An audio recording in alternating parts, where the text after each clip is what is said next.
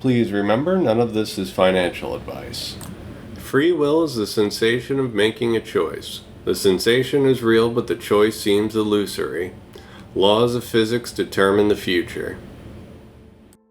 It's very, very interesting. The topic that's going to be in Riyadh next week is about crypto, and there's a tremendous amount of excitement about it, but they have not pulled the trigger yet. They're trying to get themselves set up for the moment when the regulator allows it, both in their own geography and in the US. You got to remember that those funds, those sovereign funds, whether it be in Saudi Arabia or United Arab Emirates, a huge amount of that capital is invested in the S&P 500 and derivatives thereof. Huge amounts, huge amounts. So they cannot be offside with the US regulator. They just can't. And I look at this as a huge opportunity. I speak to those guys almost every day. They would immediately go to 1% to 3% on Bitcoin alone, just Bitcoin, let alone Ethereum or any level 1, level 2s on the chain. They haven't even thought about that. They're just thinking about Bitcoin and owning that as an asset. The amount of capital that will come into this market when the regulator approves Bitcoin as an asset or a currency or a security, whatever they're going to, regulate it as, is going to be unbelievable, which is why I own it. I mean, my premise, stomaching the volatility, which we all do every 12-month cycle, is the upside is behemoth.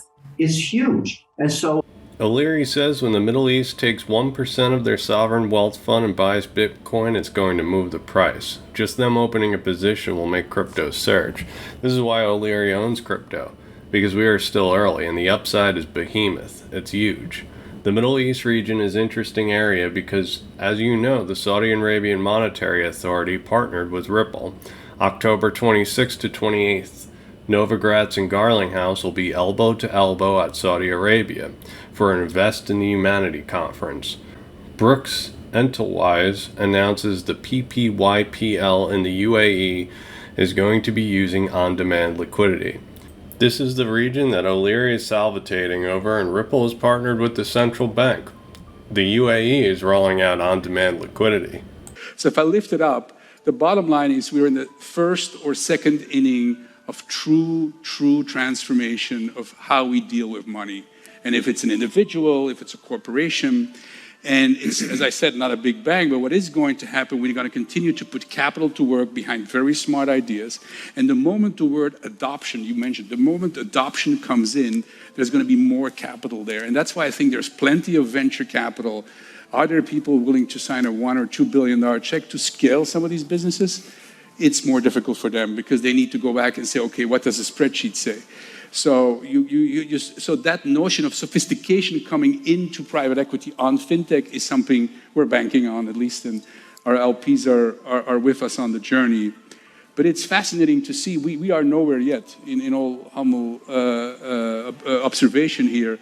If I look at the initiative of digital assets, if I look at what you're doing already and Ripple and so on, this is the beginning. It should be the dominance. It should be 80% of the innovation could be going there. So, and why? For the very simple reason that there's a different way to deal with money and there's a more simpler way to connect distribution with manufacturing. Understand crypto on the grand scheme of things is a tiny market cap. The big money will enter at one point, and this is where the real money is to be made. We're in the first or second inning of a true transformation. When adoption comes, the floodgates open. The real opportunity is not with the family offices or hedge funds that operate out of the Middle East. The real money is in the actual sovereign funds in both Saudi Arabia and the United Arab Emirates. It's billions and billions and billions of dollars. They have not allocated to crypto yet. When that happens, you'll see it reflected in the price of Bitcoin. There's no question about it. And they have such long-term views in those funds and the funds are so large. Remember, these countries don't operate the same way as the US domestic countries do, although they're managed. Many of the people managing those Middle Eastern funds, the sovereign funds, are actually Western educated managers. And so they generally abide by discipline and principles of risk diversification. So they may have a mandate, for example, that no stock can represent more than 5% of the fund or no sector more than 20%. those are diversification mandates that are used all around the world, and they do that there too. But when you're dealing with a multi-billion-dollar mandate, and some of these they're the largest pools of capital in the world, a 1% allocation is a tremendous amount of money. And so there's a whole bunch of people, and me included, heading over in November, and everybody is talking about not just Bitcoin anymore.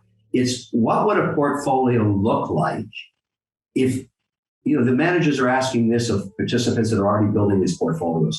Give me an allocation of positions if I want to be exposed to Bitcoin itself, of course, but also be involved in decentralized finance and also own level 1 and level 2 chains. What does that look like?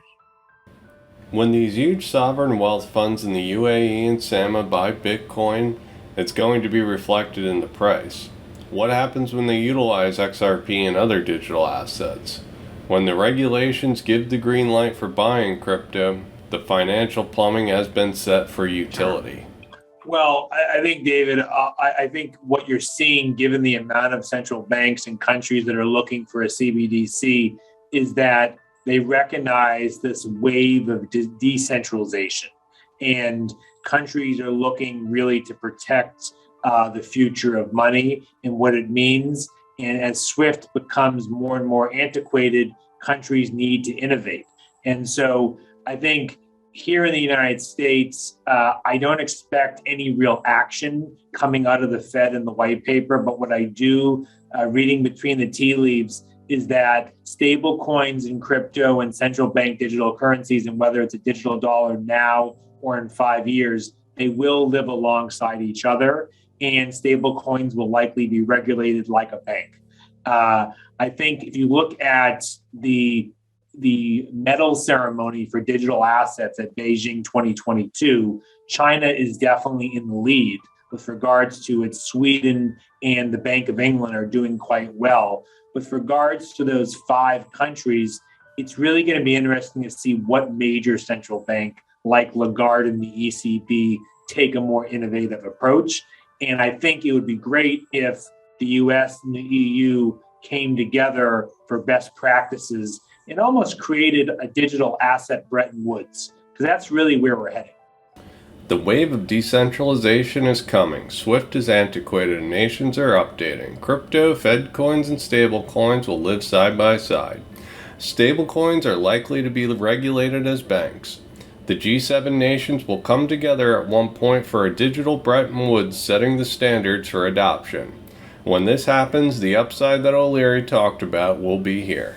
Example, I mentioned on one hand the relationship with SBI, but on the other hand, we're also making investments. We bought 40% of Tranglo, which is a very exciting fintech story here in the region, but as a way of accelerating the build out and the last piece of our network from a multi-currency payout partner that actually is crypto friendly.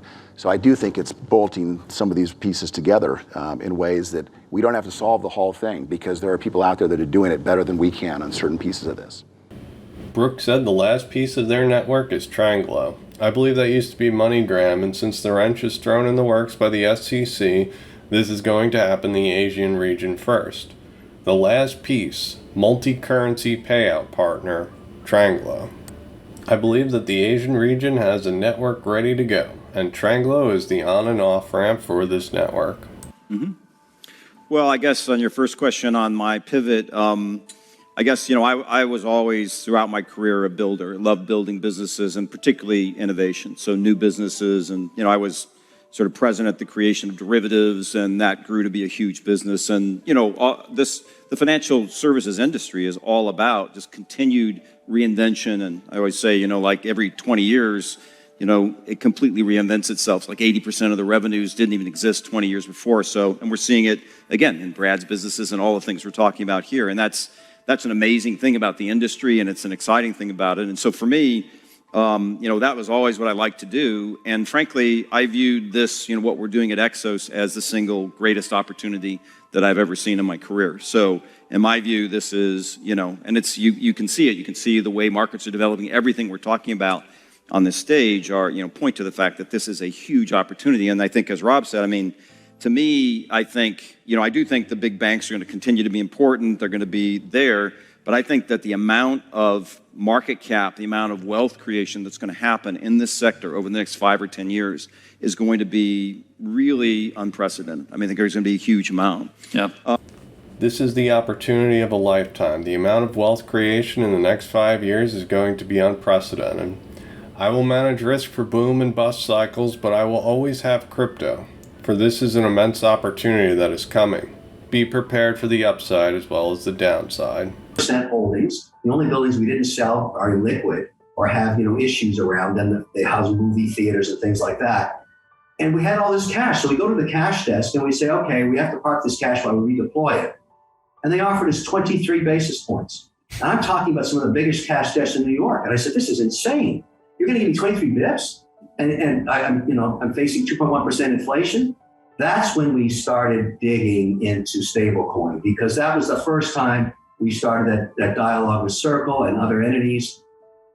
And then I called up our auditors and said, look, we're going to deploy some of this cash into stablecoins. And we chose USDC because we really like the compliance team over at Circle. Those guys understand our problems regarding compliance. And the audit said, no way.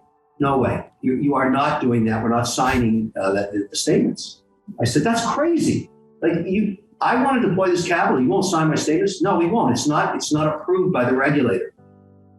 I mean, guys, we talk about crypto collectively all day long, but it is so early in the institutional world. It is so nascent. It's so not there yet. And that in itself is the giant opportunity. I mean, just stable coins alone would be a huge market if you could actually lend them out, even anything over 4%. Now, I assume when they regulate it, the demand's going to be so high, it's going to push down the yields. But right now, you're talking 6.2% on a 90-day stake, which is phenomenal, unless you wake up and the regulator changed their minds on stable coins and USDC, which is kind of scary, which is why we can't load up. We can do, maybe 100 basis points worth of it, but we can't put 20% of a portfolio into it. I would if it was regulated. So, and I'm just one guy. Can you imagine what would happen if tomorrow morning, regulator says, okay, here are the rules for stable coins. Here's what a stablecoin money market fund looks like. Yeah, you have to be a bank, and then Circle turns into a bank. Whatever's going to happen, I'm speculating when I say that. But the demand would be unbelievable. There are a bunch of whales in traditional finance that are getting a negative real yield. This is tearing them up. Stable coins offer a high APY that is competitive with inflation. These huge corporate guys, these huge whales are putting pressure on US lawmakers right now. They want to enter crypto but can't due to regulations. When they do enter crypto, this market is going to move quicker than anything we have ever seen. And I would say, David, the one thing I want folks to take away from this session is you haven't missed it. Trust me, you have not missed it. We are still very early. Go out, find some of that open source content and get familiar with digital assets, because we're just getting started.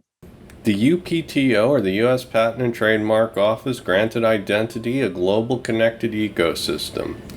UPTSO in 2021 recognized globally connected ecosystems for new networks such as RippleNet and MasterCard. Together, we really set this network up on fiat, classic fiat network.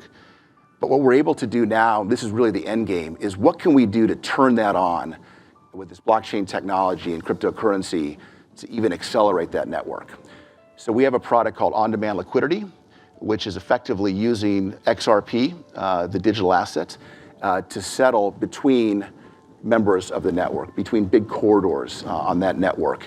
And again, do so in a way that has been highlighted today, that we can track who sent it, who received it, when did that happen, irrefutable, in a way that's faster, cheaper, and greener.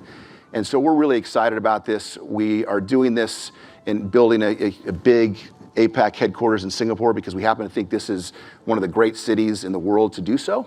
From talent standpoint, market standpoint, APAC is a huge market for us. I also look after MENA, which is an incredibly important market as well, and the two are linked as far as trade flows and payment flows, as you would expect. We are importantly, kind of bringing it to this panel, we believe in doing this hand in glove with the regulators around the world. We do think that in this sector, that it's certainly better to be regulated and to have regulations that we can all play by. And we need to put ourselves in the way of regulators that are thinking in a forward fashion about this. And we certainly, with Singapore is, Japan, the UK, Switzerland, some of these jurisdictions, which is why we're betting with people, real estate, and our business model here. And the last thing. MENA and APAC are linked. We are seeing news about the UAE and ODL. We are seeing news with Trianglo. MENA is the region that Kevin O'Leary said was a behemoth. Ripple is setting up the financial plumbing for these two regions to send value with XRP. Well, I want folks to take away that the future of money is a basket of currencies, and that it's very clear, given the stats we've heard from Christine and others, that the consumer wants choices. And a basket of currencies is not going to happen tomorrow. It's a reality today. And that's where the data is going. And so I really see the future global wallet, David, of those three buckets of currencies living alongside each other for efficiency and equity of the consumer. XRP is more than just a bridge asset. It's an open, decentralized ledger that is ideal for something like a basket of currencies. We have followed the breadcrumbs for years, and at one point, all will be revealed. When kids look up to great scientists the way they do great musicians and actors, civilization will jump to the next level. Brian Greene. Thank you for liking, watching, and subscribing. If you enjoy my work and wish to support my channel, please consider joining my Patreon.